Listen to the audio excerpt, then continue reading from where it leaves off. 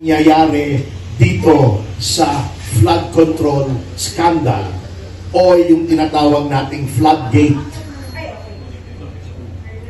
Sabi ng Pangulo, gusto niyang malaman ang katotohanan. Ngunit either ayaw ng mga kaalyado niya sa politika o nambobola lamang siya. Sapagkat nakita niyo naman po, natuwa ang marami noong ang naging puno ng Blue Ribbon Committee ay si Senator Dante Marcoleta. Sapagkat alam nila, no nonsense si Dante Marcoleta. He has no hidden agenda. At pinakita naman niya in the few hearings that he presided over that he was really after the truth. Anong nangyari? And by the way, let us welcome the presence of Congressman Jing Paras.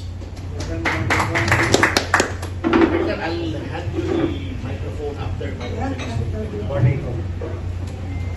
As soon as fingers were pointed at the Speaker of the House, ano nangyari? Nagkagulo na.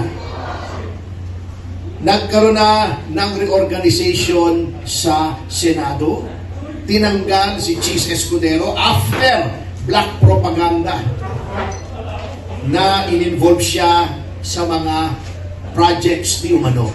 Alam nyo that it is propaganda kapag ang nag-publish na ng mga pyesa o ng mga articles ay ang Rappler at ang Vera Files. Sorry kung may Rappler dito.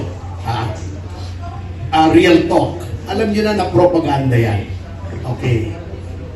Anong nangyayari dito? Ang daming involved na mga members ng House of Representatives, sila rin ang nag-iimbestiga sa sarili nila. Sila rin ang nag-threaten na idemanda ang whistleblower na mag-asawang Vizcaya na unang-una nang naging subject ng black propaganda para divert yung attention sa totoong mga salarin who are the leadership of the House and officials of the DPWH. Alam naman po natin yan eh. Huwag na po tayong magbulaan. Ganyan din po ang nangyari noong question yung budget ng speaker ng SMNI. Nagkaroon ng bill na pinas na binabawi yung prangkisa. By the way, with respect to SMNI, wala pong cancellation ng prangkisa ng SMNI. There is only a bill revoking the franchise. Hindi pa po ito batas. However, the NTC indefinitely suspended the power or the privilege of SMNI to broadcast, which is unconstitutional. It makes the NTC more powerful than Congress, but that is another matter. What I'm pointing at is, kapag dumating na sa speaker ng kahit ano, guguluhin ka na. Hindi po yan ang accountability. From the same people who keep on harking about accountability and transparency, this is what we get, a cover-up. And there is no way around it. Hindi po natin pwedeng banggain ang Senado. Ngayong reorganize na sila at iba na po ang magiging takbo ng investigasyon. Hindi natin pwedeng banggain ang House. Hawak po nila yan. Ano lamang po magagawa ng taong bayan. We should take it upon ourselves that through People's Initiative and organized groups, not only to discuss this, not only to try to see where the blame lies, but to take action, to express our disgust. Ipakita po natin ang ating galit kasi nagtataka po ako eh. Bilyon-bilyon ito sa Indonesia. 150,000 pesos lang more or less ang pinag-uusapan ng kagulo natin. $3,000. Yung mga mambabatas, nagbigay ng housing allowance. Ganun ang reaksyon. Hindi ko po sinasabing manggulo tayo, malunog tayo, mambato tayo. So, mga kasama, kapag nakita nyo si speaker sa mall o naglalakad sa kalye, huwag nyo pong babatuhin, huwag nyo duduraan, huwag nyo hahagisan ng bote ng mineral water, huwag nyo bumurahin, huwag po. Huwag.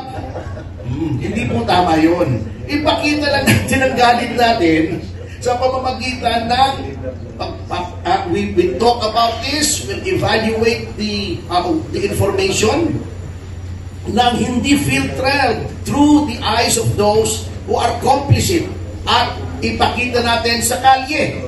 Hindi po masamang manawagan na tayo ay pumunta sa lansangan sapagkat yan po ay isang karapatan na ginagarantiya ng ating saligang batas. The right of the people to peaceably assemble to petition the government for redress of grievances. So, yan po. Wala po mangyayari sa social media. Nananawagan po sa ating mga kababayan. The day of the keyboard warrior is over. Wala po. Ang social media hindi magmamarcha. Yung post ninyo ay hindi magdadala ng placard. Yung mga tweet ninyo ay hindi sisigaw para sa hustisya. Wala pong mangyayari sa social media. We have to be out there on the streets to show our anger, to show our disgust within the bounds of the law para makinig po sila. Kasi ang nangyayari po, they are getting away with it. Nakikita nila, yung mga Pilipino naman, parang kalabaw yan eh. Masensyoso yan, maingay lang yan ngayon. Magpo-post lang yan sa social media, sa mga group chat. Pagkatapos, tapos na. Wala namang gagawin yan. Will we prove them right? Or will we show that we are disgusted by this? This is the mother of all scandals. Itong pinakamalaking public fund scandal sa kasaysayan ng Pilipinas. And what are we doing? Nothing. Nagtatype tayo sa mga smartphones at sa mga laptops natin. Ayaw natin umalis sa mga aircon na mga gusali natin para ipakita ang ating galit. Wala po mangyayari. We might as well forget the future of this country kung hindi tayo kikilos. Never mind. Let's write it off. We will go the way of Bangladesh na isang step na lang Bangladesh na tayo sa mga rankings. So either we act now, the time to act is now, or never act at all and just let our country sink into the quagmire. Yun po ang choice natin. Wala na po tayong ibang choice ngayon. It is now or never. Maraming salamat po. And now, may mga dumating po tayong mga, I will let them introduce themselves. Bobet. Magandang umaga po sa kanilang lahat, sa ating lahat. I am Attorney Israelito Bobet Torion. Isa po ako sa Legal Counsel ng PDP Laban. Nandito po ako ngayon para makiisa sa ating mga kasama dito sa PDP Laban at mga iba't ibang mga national government organizations, no, na hindi na po nasisiyahan sa mga nangyayari ngayon sa ating bansa. Kasama ko po ang presidente po, yung organizer ng ICARE.